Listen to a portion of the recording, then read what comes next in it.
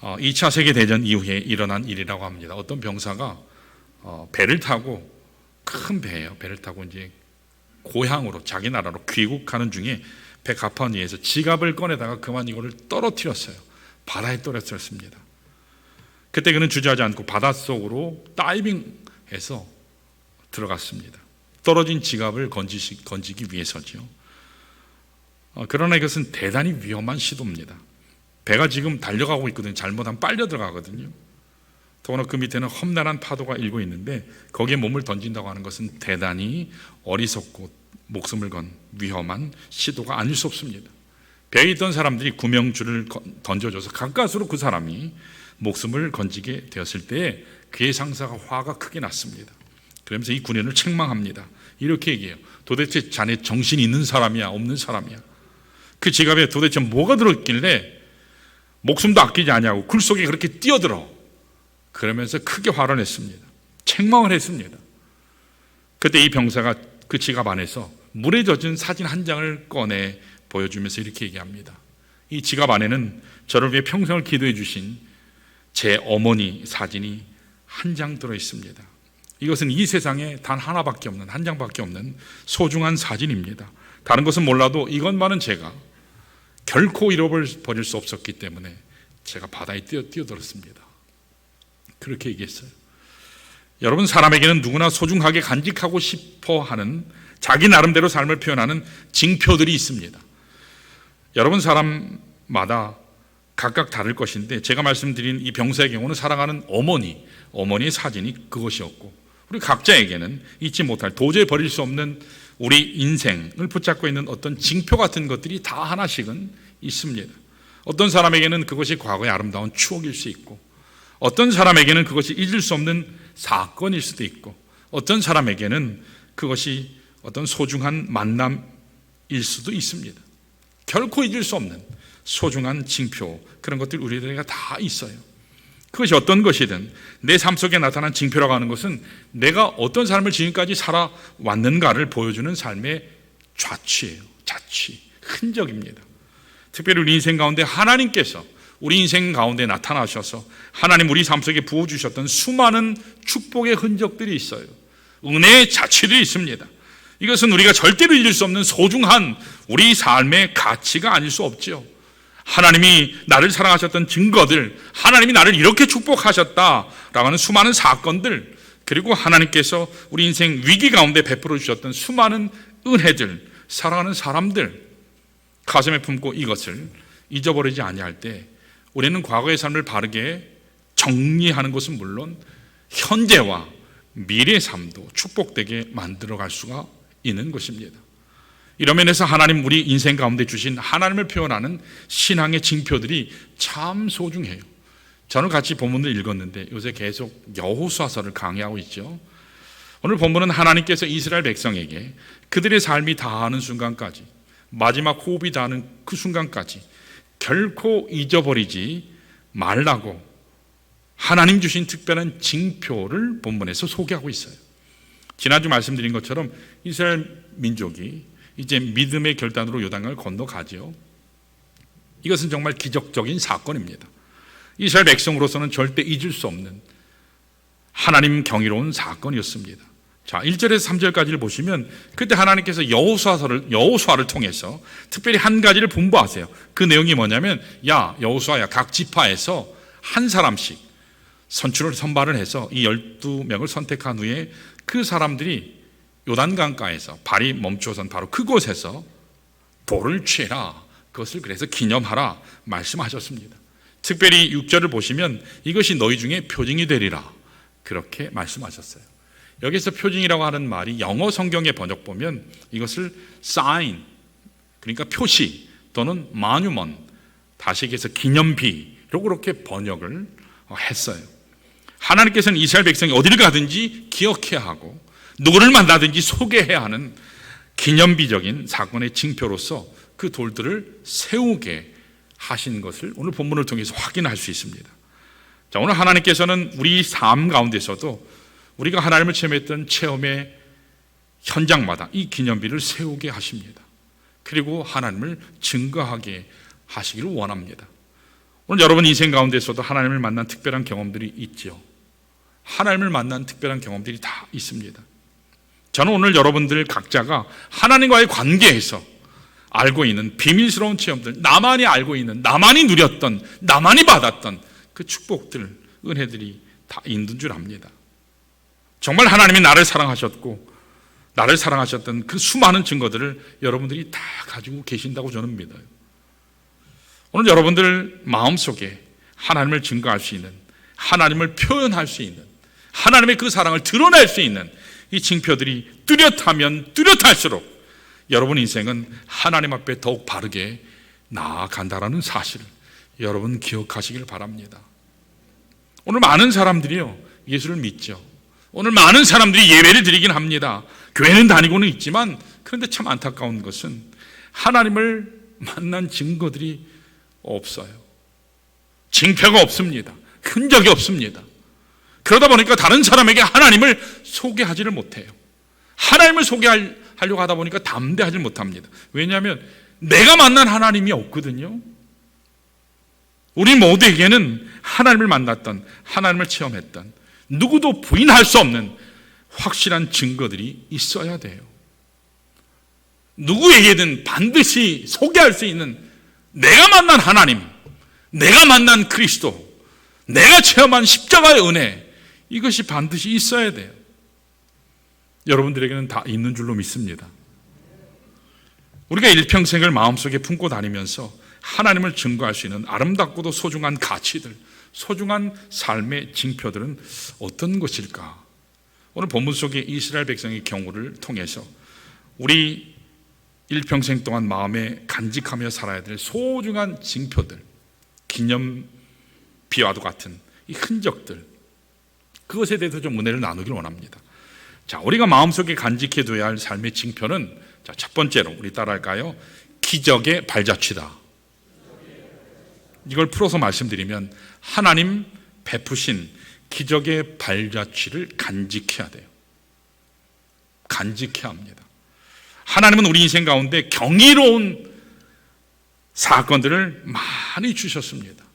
자, 그런데 하나님이 나에게 주신 기적의 현장들, 이것이 우리 모두가 가슴에 품고 가는 곳마다 증거해야 될 중요한 신앙의 징표가 되어야 돼요. 증거가 돼야 돼요. 사인이 돼야 돼요. 우리 다 같이 3절 한번 볼까요? 같이 읽습니다. 3절이요. 시작.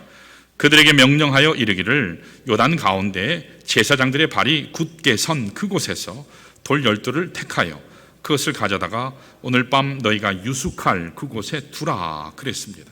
자, 오늘 말씀의 본문에 의하면 하나님께서 돌을 취하게 하시죠. 돌을 취하게 하시는데 몇 개요? 12개. 각 지파의 수대로 지파에 한 사람씩 뽑아서 그들로 하여금 12돌을 취하게 하셨어요. 근데 어디에서요? 취하게 하셨습니까? 제사장의 발이 굳게 선 그곳에서. 다른 말로 표현하면 기적이 일어난 그 현장에서, 하나님 체험한 바로 그 현장에서 돌을 취하라, 그렇게 말씀하신 겁니다. 여러분, 이스라엘 백성들이 보는 앞에서 요단강이 쫙 갈라졌죠. 그리고 그 한가운데 제사장들이, 하나님의 법궤를 맨 제사장들이 서 있었는데, 제사장들이 서 있던 바로 그 현장에서 하나님의 특별한 기적이 나타난 바로 그 현장에서 돌을 취하게 했어요. 자, 이 돌을 어떤 사람이 보든지 이것은 여호와 하나님이 우리 민족에게 나타내신 기적의 증거다. 여호와 하나님이 가장 최악의 상황 가운데 있을 때 그 하나님이 나와 함께 하셨다, 누구도 부인할 수 없는 하나님의 능력의 증거가 바로 이거다. 이렇게 하나님 기적의 증거의 발자취가 되게 하라고 쌓으라 하셨습니다. 여러분, 역사를 보면, 이스라엘 역사를 보면, 사실 이스라엘 이 민족을 보면 망각의 은혜 참 탁월해요. 전광석과 같이 은혜를 까먹는 그런 모습이 있어요. 망각 증세가 깊은 사람들이었습니다. 하나님이 아무리 많은 축복을 주셔도 금방 까먹어요. 금세 잊어요. 그리고 또 다시 새로운 축복을 달라고 그래요. 주지 않으면 원망해요. 불평해요. 남 탓해요. 여러분, 출애굽기를 보면 하나님이 홍해를 가르치는 위대한 사건을 주셨죠. 이것은 일찍이 없었던 구속사, 하나님 구속사에 있어서 가장 큰 사건입니다.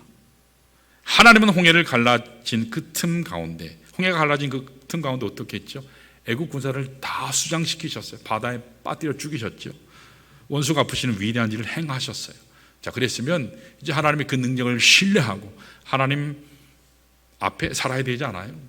근데 불과 사흘 만에 까맣게 잊어버립니다. 망각해요. 수루 이 광야길을 행하다가 사흘 됐을 때 물이 없다고 얼마나 원망합니까? 불평하고 난리. 기적을 망각해버렸죠. 그런데 하나님께서 어떻게 하셨습니까? 그들에게 오히려 자비를 베푸셔서 마라에 쓴 물을 단물로 바꿔주셔서 그들의 갈증을 채워주셨어요. 그랬으면 하나님 은혜를 좀 다시 기억하고 살아야 되는데, 하나님의 말씀 뭐라고 하지요? 얼마 지나지 않아서 이번에 또 불평해요. 망각하고 나서는, 하나님 은혜 망각하고 나서 이번에는 고기가 없다, 먹을 것이 없다, 하나님 원망해요. 근데 참 자비하신 하나님은 어떻게 하시죠? 징벌하시기보다는 거기에 메추라기를 보내셨어요. 그리고 만나를 내려주셨어요. 그들의 배고픔을 채워주셨습니다. 그랬으면 이제 감사하며 살아야 되는데 그렇지 않았어요. 이스라엘은 항상 뭐가 부족하다, 반복해서 줄기차게 끊임없이 하나님을 원망했습니다. 하나님은요, 우리 인간이라는 존재가 망각을 너무 잘한다는 것을 너무 잘하셨기 때문에 이제 다시는 여호와 하나님께서 과거에 너희들에게 베푼 은총의 자치를 결코 다시는 잊어버리지 말도록 하시기 위해서 오늘 본문에 12개의 돌을 취해서 그것을 너희들의 유숙할 곳에 쌓아두라, 그렇게 말씀해 주신 겁니다. 사랑하는 성도 여러분, 오늘 여러분과 저도 마찬가지예요. 여기 있는 이스라엘만 그랬을까요? 아니요, 우리도 똑같아요. 더하면 더했지 덜하지 않아요. 우리들에게 있는 탁월한 증세가 하나 있습니다. 망각 증세예요. 한때는 예수님 만나서 그렇게 기뻐했어요. 그렇게 감격했어요. 그래서만 생각하면 눈물이 터졌어요. 십자가만 생각하면 그렇게 감격이 됐어요. 찬양이 터져 나왔어요. 내가 주를 위해서 내 평생 드리리라. 그렇게 감격하고 감사하고 감사했는데 조금 세월이 지나니까 어떻죠? 다 잊어버렸어요. 다시 옛생활로 돌아가지요. 마치 하나님 만나기 전과 똑같이 거의 차이가 없는 그런 추한 삶을 살아갈 때가 얼마나 많습니까? 여러분, 지금까지 나에게 베풀어 주신 하나님의 기적의 발자취들, 하나님의 은혜와 능력의 발자취를 여러분 언제나 기억하시기를 바랍니다. 기억하셔야 돼요. 하나님이 나를 얼마나 사랑하셨는가, 얼마나 내 인생을 하나님이 복되게 하셨는가. 자격이 없는데, 은혜 받을 가치가 없는데 하나님이 나를 이렇게 사랑하셨구나. 그것을 여러분 마음속에 새기며 늘 사시기를 바랍니다. 그때 설사 지금 우리의 인생에 문제가 좀 생기고 어려움이 생겨도 극복할 수가 있어요.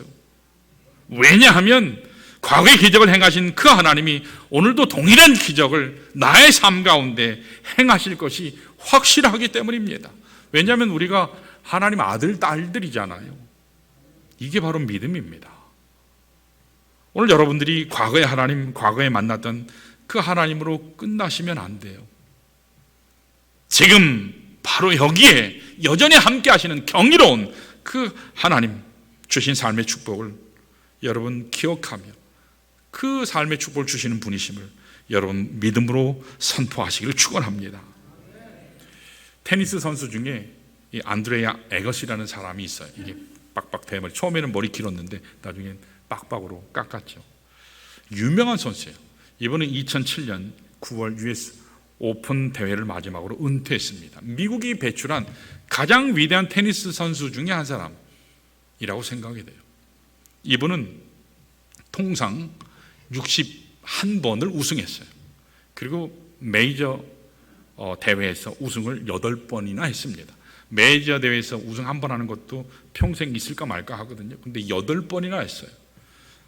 근데 이렇게 탁월했던 선수가 슬럼프에 빠졌어요. 슬럼프에 빠지니까 어디까지 추락했냐면 세계 랭킹 122, 세계 랭킹 1위가 122위까지 추락을 했어요. 웬만한 선수 같았으면 이제 내가 나이도 들었으니까 이제 선수 생활 끝내야 되나 보다 그랬을 것 같은데, 그런데 그때 그 옆에 회복하는 과정 가운데 참 좋은 동료 코치가 있었어요. 그 코치가 이 에거스에게 다가와서 세 가지 충고를 해줍니다. 자네가 정말 이 슬럼프에서 벗어나길 원하면 내가 하는 이 충고 세 가지를 잘 들어. 그 첫 번째가 뭐냐? 집중하라 했어요. 마음이 분산되면 절대로 게임에 이길 수 없으니까 오로지 운동 하나에만 집중하라. 그리고 두 번째는 자신감을 가지라. 누구를 상대하든지 나는 이길 수 있다. 신념을, 자신감을 가지면 승리할 수 있다고 그렇게 조언해 줬어요. 그리고 마지막으로 제일 중요한 것이 뭐냐면, 게임할 때마다 자네가 과거에 패배했던 게임은 절대로 기억하지 말고 플레이를 아주 잘했던, 제일 잘했던 그 게임들만 기억해. 여러분, 보편적으로 사람들은요, 과거의 실패를 계속 곱씹는 경향이 있어요. 그래서 과거에 잘못된 것, 실수했던 것, 여기에 자꾸 초점을 맞추면 어떻게 되죠? 여러분, 똑같은 실수를 반복하게 돼 있어요. 여러분, 진다고 생각하고 게임에 나가면 어떨까요? 100% 져요. 100% 지게 돼 있습니다. 혹시 내가 오늘 실수하지 않을까? 그러면 반드시 실수합니다. 이것은 우리도 모르는 사이에 부정적인 방향을 심어주기 때문에 나도 모르게 그렇게 가고 있어요. 자, 그런데 반대로 안드레아 에거시는 방향을 바꾸었어요. 그래서 친구의 이 코치의 조언 대로, 아하, 내가 승리했던 것만 기억하자. 내가 잘 싸웠던 것만 기억하자. 어떤 대적도 물리쳐서 우승했던 그것만 내가 기억하자. 그 아름다운 기억들을 다시 새기니까 자신감이 회복됐어요. 결국 승리하게 되고 나중에는 이 호주 오픈에서 우승하게 됐어요. 그래서 2003년 32살, 32세의 노장으로 기염을 토하는 선수가 됐습니다. 저는 우리 인생도 마찬가지가 아닌가 생각돼요. 우리 인생을 승리하게 만드는 비결도 바로 여기 있습니다. 사랑하는 여러분, 오늘 여러분 삶 가운데 과거에 실패한 기억이 가득 차 있으면, 과거에 잘못 살았던 그 기억이 여러분 마음에 가득 차 있으면 여러분 승리자가 될 수 없어요. 그것을 통해서 사탄이 역사하기 때문에, 그것을 통해서 사탄이 나를 지배해요. 그러나 여러분, 과거에 하나님이 축복하셨던 아름다운 기억들, 하나님이 나를 이렇게 사랑하셨다라고 하는 아름다운 기억들, 하나님이 내 인생 가운데 베풀어 주셨던, 다른 누구에게도 주지 아니했던, 나에게만 주신 유니크한, 독특한 축복의 사건을 여러분 기억하시기를 바라요. 그러면서 하나님 오늘도 동일한 은혜로 나를 축복하실 줄 믿습니다. 축복하심을 믿습니다. 여러분 선포하시길 바랍니다. 그때 하나님께서 역사하십니다. 변화시키세요. 승리하게 하십니다. 자, 그러므로 우리가 간직해야 될 첫 번째 단계는 뭐라고요?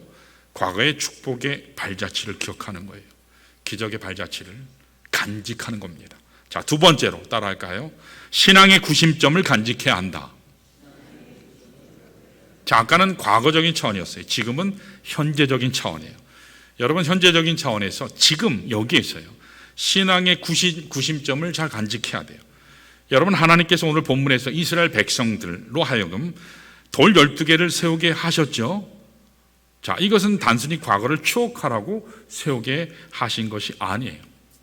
과거뿐만 아니라 현재의 삶에 있어서도 이 돌무더기야말로 하나님을 바라보는 이스라엘 민족의 영적 중심 센터로 삼으라고 주님께서 말씀하신 거예요.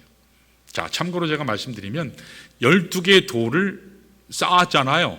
근데 12개의 돌을 쌓는 돌무더기가 하나인가요? 두 개인가요? 목사님 잘 모르겠는데요. 여러분 정신없이 읽으시면 몇 개인지 몰라요. 돌무더기는 두 개예요. 하나는 어디냐면 12명을 택하라 그랬잖아요. 그들이 제사장이 선 그곳에서 돌을 채서 어깨를 메고 와서 너희들이 유숙할 곳에 두라, 그렇게 얘기하셨어요. 자, 그리고 또 한 가지는, 또 한 무더기는 요단강 가운데 섰을 때 바로 거기에 하나님이 돌무더기를 또 세우라, 그렇게 말씀하셨어요. 그 돌무더기가 두 개죠.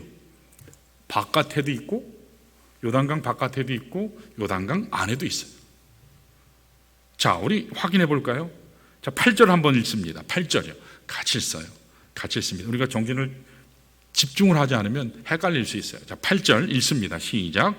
이스라엘 자손들이 여호수아가 명령한 대로 행하되 여호와께서 여호수아에게 이르신 대로 이스라엘 자손들의 지파의 수를 따라 요단 가운데서 돌 12를 택하여 자기들의 유숙할 곳으로 가져다가 거기에 두었더라.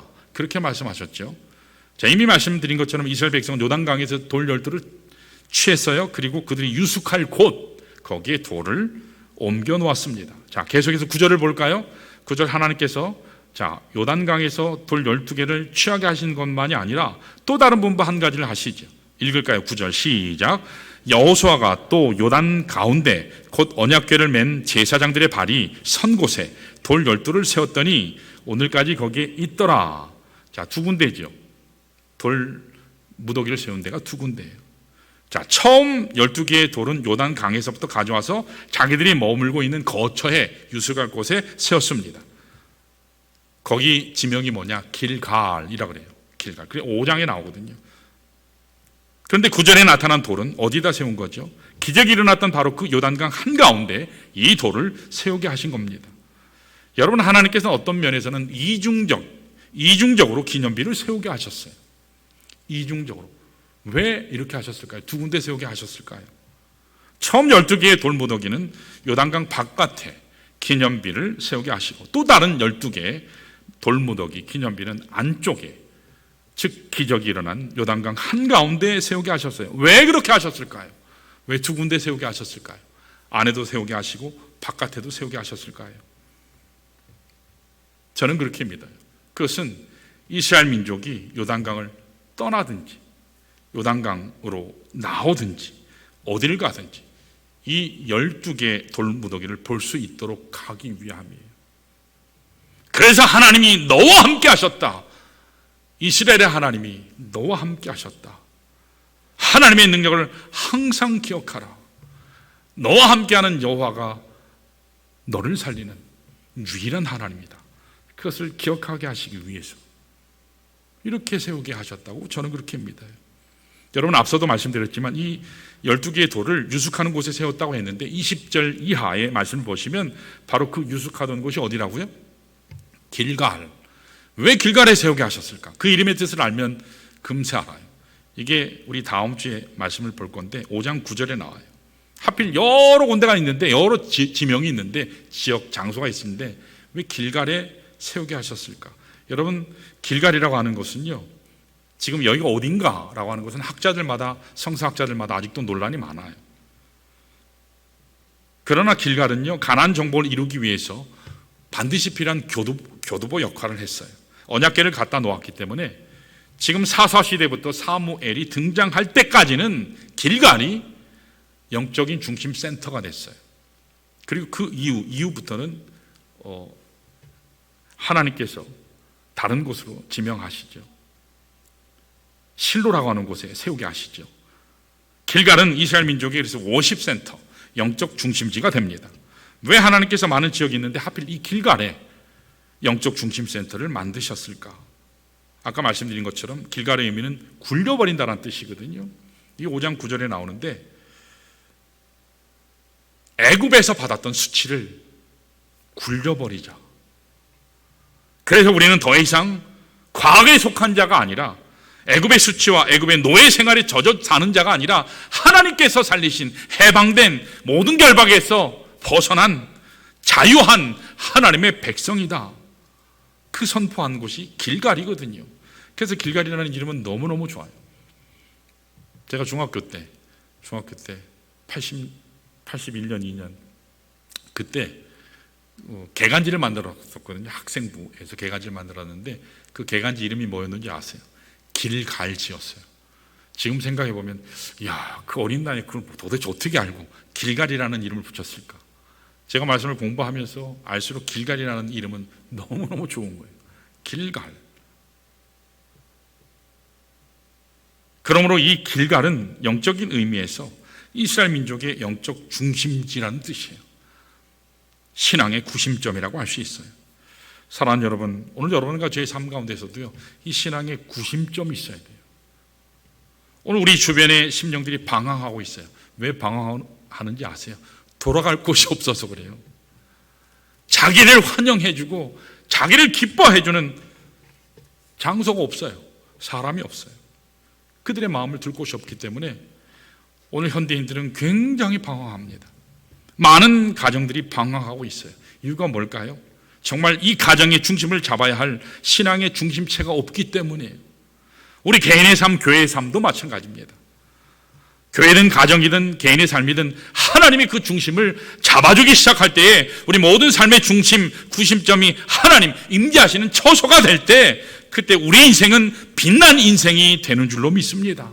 그때 우리의 삶이 변해요. 우리 가정이 변합니다. 그때 능력 있는 삶을 추구할 수 있어요. 요즘 우리 신문을 보면 얼마나 머리가 아파요. 얼마나 많은 사건들이 우리를 골치 아프게 합니까? 정치적으로, 경제적으로, 국제적으로, 북한과의 관계에서도, 우리 국내적으로도 신문을 보기가 짜증날 정도로 참 문제가 많아요. 또 우리 개인적으로 얼마나 많은 유혹들이 우리의 마음을 빼앗아 가려고 공격하고 있습니까? 그러나 사랑하는 여러분, 내 마음의 중심이 분명하면 어떠한 일을 당해도, 어떠한 상황 가운데 처해도, 어떤 유혹이 있고 어떤 위기가 다가와도 내가 하나님이라고 하는 구심점이 분명하면 여러분 흔들리지 않습니다.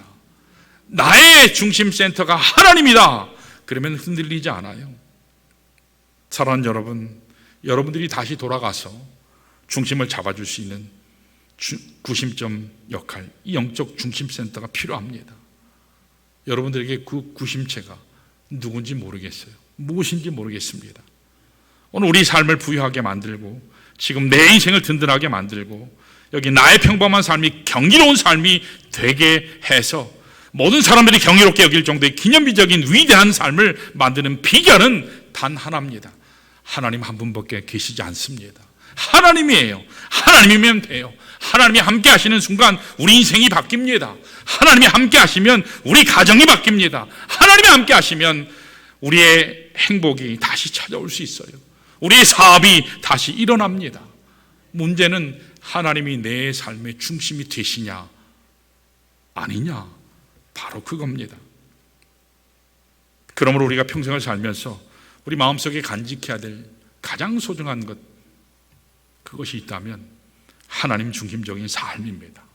하나님은 내 중심에 모시는 바로 이것인 줄로 믿습니다. 자, 이와 같이 우리가 먼저 과거에 하나님이 주신 축복을 기억하고 다음으로 현재 내 삶을 주도하시는 그 하나님을 섬기며 예배하는 삶, 그것이 우리에게 필요해요. 자, 마지막 세 번째 따라할까요? 영원한 삶의 목적을 간직해야 한다. 여러분, 그리스도인은 과거에 얽매이는 사람이 아니죠. 과거의 교훈, 주님이 나를 이렇게 사랑하셨다라고 하는 그 하나님 흔적을 간직하는 사람이죠. 기억하는 사람이에요. 자, 그리스도인은 현재에만 충실한 사람이 아니에요. 항상 방향은 미래를 향해요. 여러분, 우리가 사는 영원히 살 곳이 어디죠? 여긴가요? 거긴가요? 거기입니다. 지금인가요? 그땐가요? 그래도 저는 여기가 좋아요. 저는 지금이 좋아요.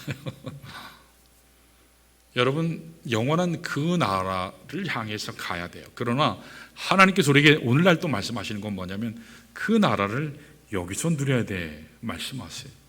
여기서 못 누리고 지금 여기서 못 누리면 거기 가서도 못 누려요. 옛날 초대교회 많은 성도들은요, 주님 고대가를 열심히 찬양했어요. 주님 임하시옵소서, 주여 어서 오시옵소서. 여러분, 그 주님은 이미 와 계세요. 그렇죠? 재림의 그날에 완성하실 주님이 오실 것이지만 이미 주님은 우리 삶에 찾아오신 줄로 믿습니다. 그 주님을 누리는 것이 중요해요. 자, 여기 오늘 23절 24절을 보시면 하나님께서 왜 요단강을 가르시고 왜 경이로운 기적을 그들에게 주시는가, 두 가지로 결론적으로 얘기하세요. 왜 요단강을 가르시고 왜 경이로운 기적을 베푸셨나. 자, 이유를 분명하게 거기 설명하셨어요. 자, 23절 24절 집중해서, 자, 끝까지 집중해서 우리 하나님 말씀 같이 보겠습니다. 같이 읽어볼까요? 23절 24절 시작. 너희 하나님 여호와께서 요단물을 너희 앞에서 마르게 하사 너희를 건너게 하신 것이 너희 하나님 여호와께서 우리 앞에 홍해를 말리시고 우리를 건너게 하심과 같았나니 이는 땅의 모든 백성에게 여호와의 손이 강하신 것을 알게 하며 너희가 너희 하나님 여호와를 항상 경외하게 하려 하심이라 하라. 아멘. 여러분, 여기 하나님께서 우리 인생 가운데 기적을 베푸시는 목적이 나와요.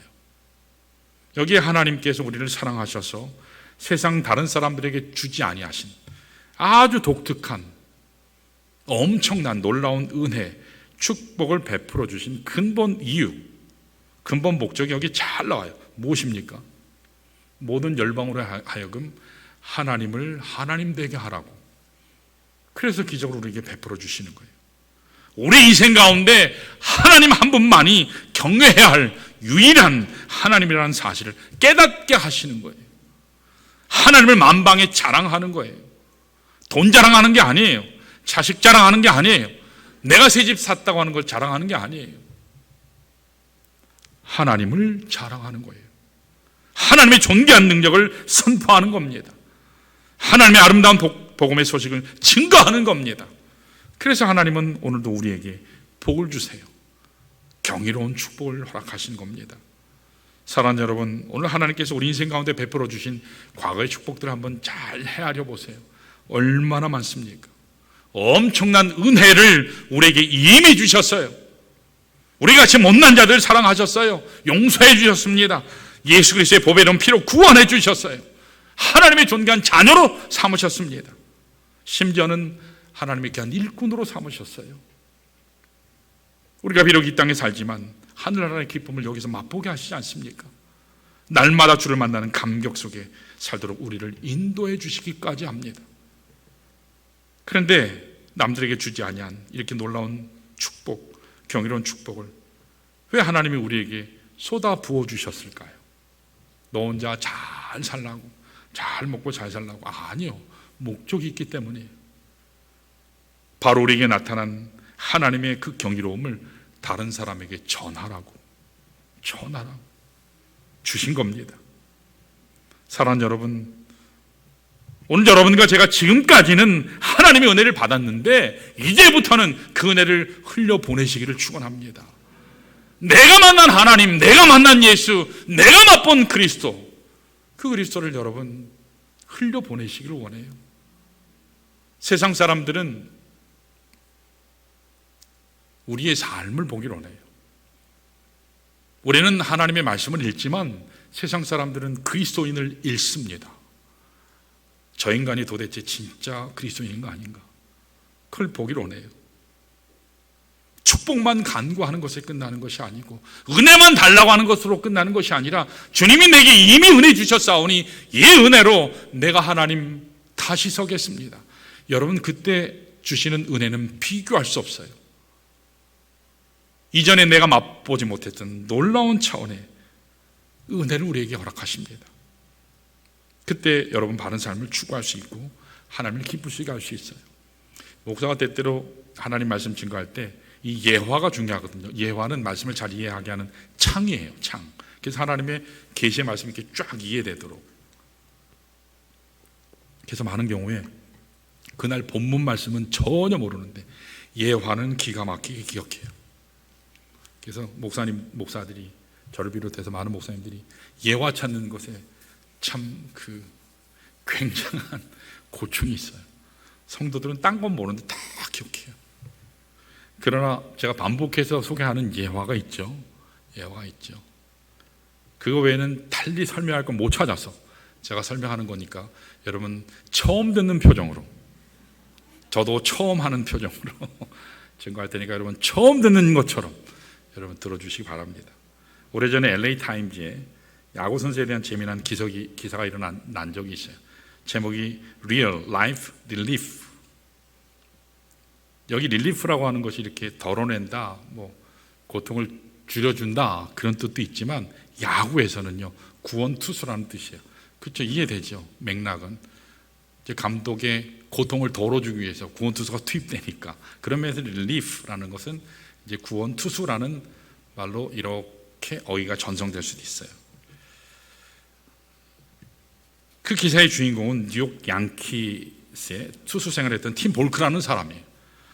이 사람은 야구에 입단하면서 그것도 뉴욕 양키스라면 대단한 팀이죠. 거기에서 8년 동안 구원투수로 선수 생활했던 사람이에요. 연봉도 굉장히 많았어요. 인기도 많았어요. 이제 조금 있으면 스타 반열에 올라갈 수 있는 사람이에요. 그런데 갑자기 이분이 은퇴를 선언했어요. 일반적으로 사람이 이 야구 선수가 은퇴를 선언할 때는 부상을 크게 입었을 때, 그게 도저히 운동을 할 수 없을 때, 또 한 가지는 나이가 너무 많이 들었을 때, 그래서 은퇴를 한다고 그래요. 근데 이분은 이 둘 다의 경우가 아니에요. 다른 이유입니다. 그 이유가 뭐냐면 자기 아이들을 키워야 된다고, 양육해야 된다고. 어린 아이들이 많기 때문에 그래서 애를 많이 낳나 그랬더니 그게 아니고요. 아이들을 입양을 했어요. 입양을 했습니다. 자기가 낳은 아이들이 아니에요. 입양한 아이들입니다. 요즘 보면 키우다가 좀 힘들면 다 버리잖아요. 아프리카에서, 남미에서, 한국에서 아이들을 입양했어요. 한두 명이 아니에요. 더구나 그 아이들은 정상적인 아이들이 아니에요. 장애인들입니다. 여러분, 만일 우리 자녀 가운데서도 이 장애인이 있다, 장애를 가진 자녀가 있다, 물론 부모가 끝까지 키우지만 여러분 그 자체로 부담인 건 사실이잖아요. 그리고 양육하는 것 참 쉽잖아요. 아이가 커갈수록 굉장히 그것에 비례한 고통이 있기 마련이에요. 자, 그런데 이 팀 볼크의 경우는 자기가 낳지도 않은 아이들입니다. 그런데 그 아이들을 사랑하고 양육하기 위해서 자기의 지금 창창대로로 잘 나가고 있는데 화려한 이 야구, 프로야구 선수 생활을 과감하게 접고 은퇴를 선언한 겁니다. 여러분, 이 대목에서 우리 엄청난 도전받지 않아요? 와, 대단하다. 참 대단하다. 여러분, 돈이 있다고 하는 거 아니거든요. 시간이 있다고 하는 거 아니에요. 마음이 있지 않으면 못해요, 정말로. 하나님의 마음이 없으면. 그분이 이런 말을 했습니다. 저는 더 이상 돈을 벌기 위한 구원투수로서 나의 삶을 이제 더 이상 살고 싶지 않습니다. 이제부터는 생명을 위한, 잃어버린 생명을 위한, 그 누구도 돌보지 않는 잃어버린 생명을 위한 구원투수로 나의 남은 생애를 하나님께 드리고 싶습니다. 그렇게 인터뷰할 때 기사가 나왔어요. 사랑하는 성도 여러분, 돈을 위해서 전념하며 사는 것도 물론 필요해요. 우리가 출세를 위해서 또 성공을 위해서 열심히 사는 것도 필요하기는 합니다. 그러나 그것과는 비교되지 않는 값지고 존귀한 일이 무엇인지 아세요? 생명을 구원하는 일이에요. 생명을 구원하기 위해서 생명을 위한 구원투수가 돼서 사망 가운데 죽어갈 수밖에 없는 수많은 인생의 결박 가운데 사단 마귀가 결박하는 그 삶 가운데 어찌할 줄 몰라서 고통하는 수많은 영혼들을 건지는데 삶을 들을 수 있다면 이것만큼 값지고 존귀한 것은 없는 줄로 믿습니다. 오늘 하나님 은혜로 여러분과 제가 여기까지 왔어요. 그 은혜를 기억하며 감사하며 감격해야 합니다. 그러나 거기서만 멈추면 안 돼요. 은혜만 구하는 것이 아니고요, 나만의 은혜가 아니라 이제 전하는 은혜가 필요해요. 한 걸음 더 나아가시길 바라요. 그것이 바로 위대한 구원 사역입니다. 지금도 잃어버린 한 영혼을 찾아가시는 그 주님의 마음을 여러분 소유하시기를 바라요. 주님의 마음이요, 가장 주님을 기뻐하시게 하는 이 영혼 구원의 마음을 여러분 소유하셔서 지금부터 다시 하나님 은혜 자리에 동참하셔서 우리의 삶을 통해서 잃어버린 영혼들 주님 앞에 인도하는, 가장 먼저 내 사랑하는 가족부터 주님 앞에 인도하는 여러분 되시기를 바랍니다.